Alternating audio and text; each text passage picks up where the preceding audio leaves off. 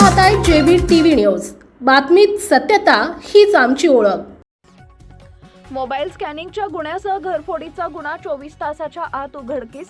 देवपूर पोलिसांनी दमदार कामगिरी बजावली आहे। सविस्तर वृत्त असं की देवपूर पोलिसांनी मोबाईल स्कॅनिंगच्या गुन्ह्यासह घरफोडीचा गुन्हा 24 तासाच्या आत उघडकीस आणला आहे।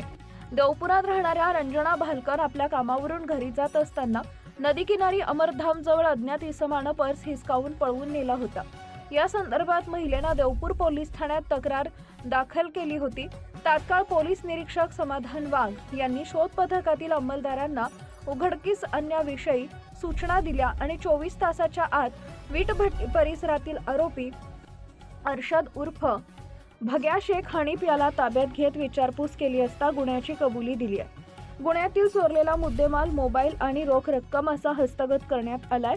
तसेच घरफोडीचा देखील गुन्हा उघडकीस आणलाय। पुढील तपास देवपूर पोलीस स्टेशन करत आहेत।